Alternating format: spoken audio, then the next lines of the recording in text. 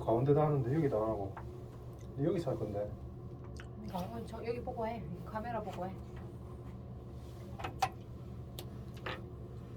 시작했나? 자, 여러분, 꿈과 끼가 넘치는 정치와 법 시간입니다. 오늘은 민주국가의 정부 형태에 대해서 공부를 해보겠습니다. 민주국가의 정부 형태는 크게 두 가지로 나뉘는데요. 먼저 첫 번째는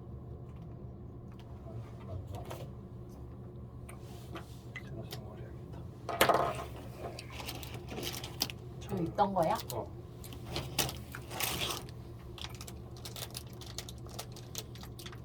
뒤에.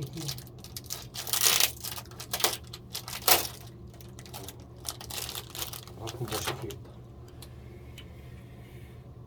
자, 민주국가의 정부 형태 첫 번째 형태는 바로 의원 내각제입니다. 자, 의원 내각제는 뭐냐? 첫 번째 의. 자, 여러분, 정부 형태를 얘기하려면은 먼저 우리가 민주국가의 권력 분립의 원리를 이야기해야 되는데, 권력을 하나로 한 군데서 권력을 행사를 하면 어때요? 위험해요? 안 위험해요? 위험하죠. 왜? 견제를 해서 그것을 만약에 그 권력이 제대로 작동하지 않을 때 그 권력을 멈출 수 있는, 견제할 수 있는 세력이 있어야지 국민의 기본권이 보장이 될 텐데, 권력을 분립하지 않으면, 모든 권력이 한 곳에 집중되면 그 절대 권력자의 마음대로 횡포를 부려도 그것을 통제할 수 있다 없다? 없다. 그래서 위험하다. 그래서 권력을 분립을 시켰는데, 크게 법을 만드는 사람들, 그것을 우리는 입법이라고 하죠. 의회가 그러한 일을 합니다. 그 다음에 의회에서 만든 법을 실제로 집행하는 사람들, 그것을 우리는 행정이라 하고, 그 입법과 행정의 관계를 어떻게 설정하느냐에 따라서 정부 형태가 달라집니다. 이러한 정부 형태에는 두 가지가 있는데요. 첫 번째 정부 형태는 바로 의원 내각제입니다. 의원 내각제는 입법부와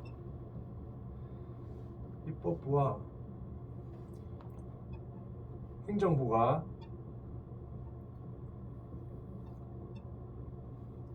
밀접하게 관련이 되어 있습니다. 자, 어떻게 밀접하게 관련이 되어 있느냐? 국민이 자신들의 대표를 뽑죠. 그 사람들을 뭐라 그러죠? 의회 의원들, 우리나라로 치면은 국회의원을 얘기하는데, 의회의 대표들을 국민이 뽑습니다. 자, 그러면 국회가 되겠고요. 자, 국회의원들이 국민들에 의해서 선거로 뽑히는데, 이 행정부는 누가 뽑나요, 그러면? 자, 여기서 갈리는데, 의원 내각제의 경우는 국회의원들 중에서 행정부의 수반이 결정됩니다. 자, 무슨 말이냐? 국회의원, 그러니까 국회의 다수당의 당수라는 말은 당 대표가 될 텐데, 일본에서는 당 총재라고 부르기도 하고요. 그 당의 최고 대표자가 집권당의 최고 대표자가 바로 행정부의 수반이 됩니다. 따라서 입법부가 행정부를 어떻게 되는 거죠? 구성하게 되는 거죠.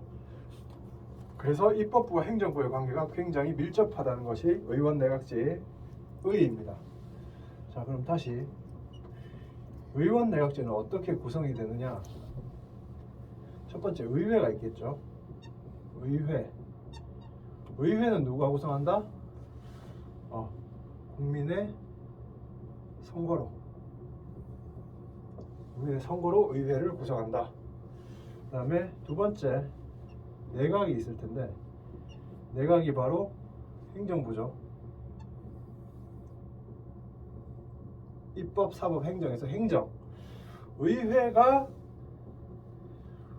내각을 구성합니다. 그래서 의회가 구성한다. 내각을 구성한다.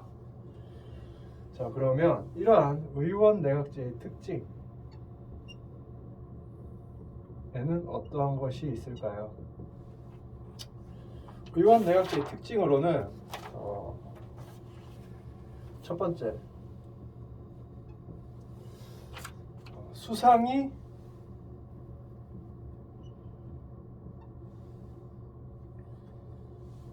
또는 이 내각의 강요가 수상이나 강요가 즉 내각의 구성원이 의회 의원을 겸직할 수 있다. 겸직이라는 게 뭐죠? 겸직이라는 게 뭐예요? 앞에 앉아 있는 현진이 겸직의 의미 혹시 알아요?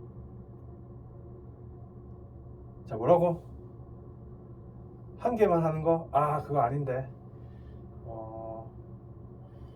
저 뒤에 앉아 있는 남도. 그렇죠. 겸직이라는 것은 겸한다. 겸한다는 게 뭐예요? 두 개를 한꺼번에 할 수 있다. 그런 의미예요. 그러니까 행정부에서 수상 강요의 지위를 가지고 있으면서 입법부에서 의원의 지위를 같이 가지고 있는 것을 우리는 겸직이라고 이야기합니다. 겸직이 가능하다. 두 번째 특징, 수상 강요의 법률안 제출이 자, 수상 강요는 어디 소속이죠? 행정 소속이죠. 의원은 입법 소속입니다. 입법부. 자, 그러면 법률안을 만들고 법률안을 제출하는 것은 행정부가 하는 거예요? 입법부가 하는 거예요? 입법부가 하는 거죠. 자, 그런데 수상 강요는 입법부의 의원직을 겸직할 수 있기 때문에 역시 무엇을 할 수 있다? 입법부가 하는 법률안을 제출할 수 있다는 특징이 두 번째 특징이 됩니다. 그럼 세 번째, 수상 강요의 역시 국회에서 할 수 있는 일을 하는 거죠. 의회 출석. 그러니까 국회의원들이 내각의 총리나 강요에게 뭔가 물어볼 게 있다. 그러면 의회에 출석을 해라라고 했을 때 출석을 할 수 있고, 그다음에 질문을 하는데 질문에 대해서 답변도 할 수 있다. 답변권이 있다. 자, 여기까지 특징이 뭐예요, 여러분? 수상 강요라는 게 행정부의 구성원인데, 행정부의 구성원이면 행정부에서 하는 일만 하고 행정부에서만 있어야 되는데, 국회에서 할 수 있는 일도 할 뿐만 아니라 국회에 출석도 하고 질문이나 답변도 할 수 있다는 특징이 있죠. 자, 네 번째, 의회는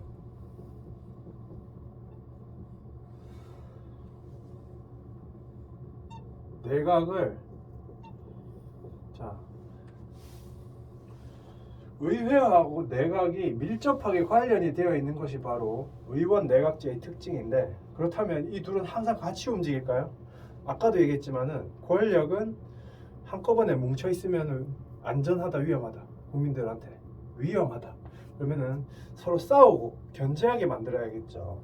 그래서 의회가 내각을 견제하는 방법은 바로 내각 불신임권이라는 게 있습니다. 내각을 불신임한다. 신임이라는 게 뭐죠? 믿을 신자죠. 내각을 못 믿는 권한, 내각을 못 믿겠다라고 주장하는 것을 우리는 내각 불신임이라고 합니다. 반대로 내각이 또 의회를 견제하는 수단이 의원 내각제에 있는데, 이거는 의회 해산. 자, 의회라는 게 뭐죠? 이 회자가 모일 회자죠. 국회의원들이 모여 있는 곳을 해산시킨다. 다시 말해서 선거를 치르게 한다. 자, 너네들 지금 국회의원으로 뽑혀 있는데 너네가 우리를 못 믿어? 그럼 우리도 너네 못 믿어. 너네 다시 선거해서 다시 국민들한테 신임을 얻어서 다시 와. 신임을 못 얻은 사람들은 빠져. 이렇게 얘기하는 것을 바로 의회 해산이라고 합니다. 자, 그러면 이러한 의원 내각제의 장점과 단점이 있을 텐데요. 네 번째, 장단점. 일단 장점부터 얘기해 볼까요? 장점. 의원 내각제는 어떠한 장점이 있느냐? 자, 지금 의회하고 내각하고 서로 견제를 하는 과정에서 내각이 의회를 해산시켰죠.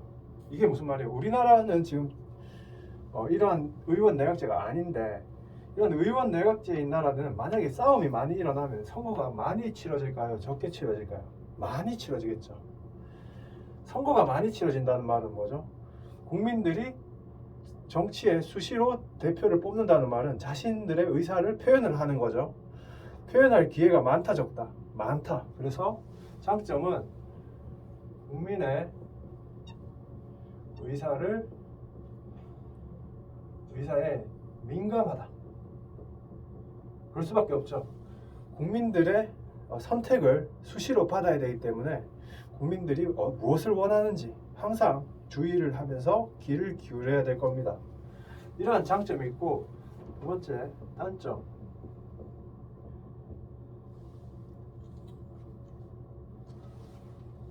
단점으로는 첫 번째,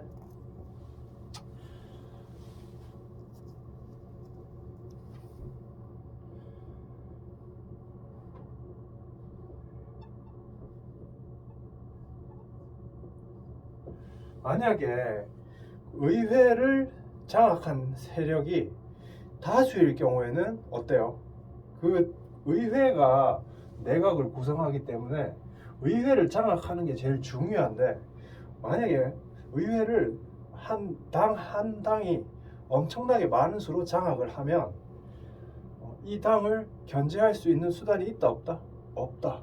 그래서 다수 세력의 국회의 횡포가 벌어질 수 있다라는 단점이 있고, 그다음에 두 번째,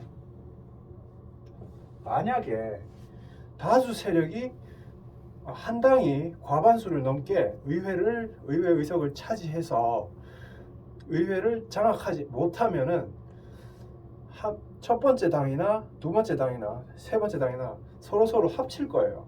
그것을 연립 정부라고 하는데, 연립 내각이라고 할게요. 연립 내각 시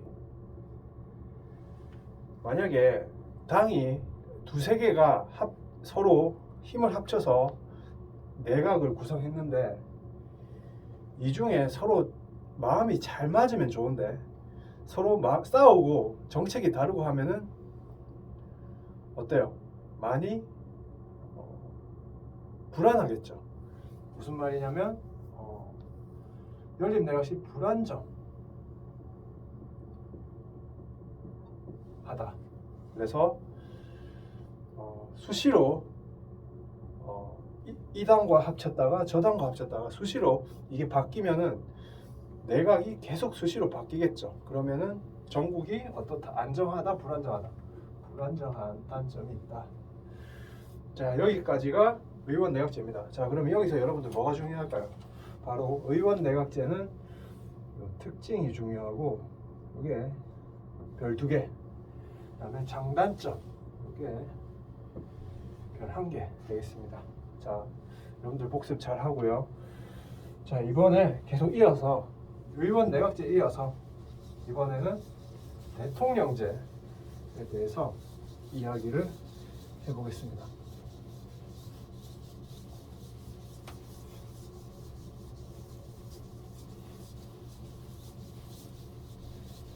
자, 두 번째 정부 형태로 대통령제가 있습니다. 잠시만, 시간이 좀 애매한데 그래? 한번 끊을까? 어.